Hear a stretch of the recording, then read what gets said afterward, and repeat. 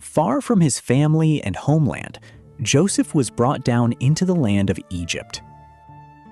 There, Joseph was sold to Potiphar, an Egyptian officer and captain of Pharaoh's guard. He entered the household of Potiphar, beginning a completely new life in Egypt. Joseph was not alone. The Lord was with him, and everything entrusted to him began to prosper. His journey carried him from Canaan into Egypt, where a new chapter of his life began. Potiphar saw that the Lord was with Joseph, and that everything Joseph did prospered.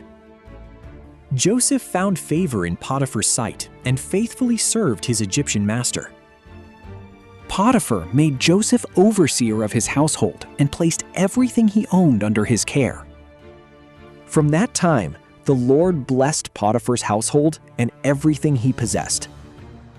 Potiphar entrusted everything he owned to Joseph and no longer concerned himself with it. In Egypt, Joseph rose from a foreign servant to overseer of everything in Potiphar's household. He had grown into a well-favored young man, trusted throughout Potiphar's household. After a time, Potiphar's wife began to notice Joseph and desired him. She approached Joseph with a sinful request, "Lay with me."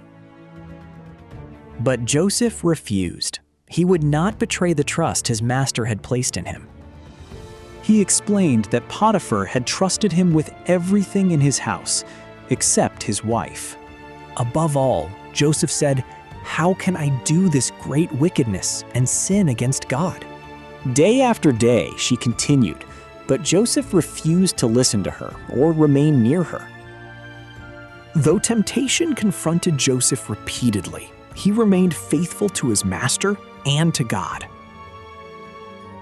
One day, Joseph entered Potiphar's house to carry out his usual work. But unlike other days, none of the other men of the household were inside.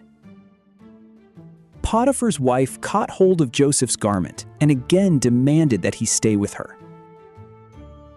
Joseph immediately escaped, leaving the garment behind in her hand. Joseph fled from the house, choosing faithfulness rather than sin. When she realized he had escaped and left his garment behind, she prepared to accuse him. She called the household servants and began making a false accusation against Joseph. She claimed that Joseph had attacked her and said that he fled when she cried out. Joseph fled from temptation, but the garment he left behind would now be used against him. She kept Joseph's garment with her and waited until Potiphar returned home. When Potiphar returned, his wife came to him with Joseph's garment and repeated her accusation. She told Potiphar that Joseph, the Hebrew servant he had brought into their home, had attacked her. She claimed that when she cried out, Joseph left his garment behind and fled. Potiphar listened as his wife told him what she claimed Joseph had done. When Potiphar heard the accusation, his anger was kindled. Potiphar had Joseph taken away and placed in the prison where the king's prisoners were held. Though innocent, Joseph was taken into the prison where Pharaoh's prisoners were confined. He had remained faithful to God, yet now he found himself imprisoned for something he had not done. Falsely accused, Joseph was taken from Potiphar's house and placed in the king's prison. But even in prison, Joseph was not alone. The Lord was with him and showed him mercy. God gave Joseph favor in the eyes of the keeper of the prison. The prison keeper trusted Joseph and placed the other prisoners under his supervision. Before long, Joseph was overseeing the work being done throughout the prison. The keeper trusted Joseph so completely that he no longer needed to oversee what Joseph managed. The Lord remained with Joseph, and everything entrusted to him prospered. Sometime later, Pharaoh's chief cupbearer and chief baker offended the king of Egypt. Pharaoh became angry with both officers, his chief cupbearer and his chief baker.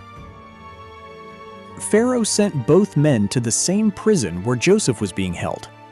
Joseph was placed in charge of Pharaoh's two officers, unaware that their arrival would soon change everything. God had brought two of Pharaoh's own officers into Joseph's care. Soon, one night of dreams would set something far greater in motion. The world of Scripture. Follow for episode 12, The Dreams in Prison.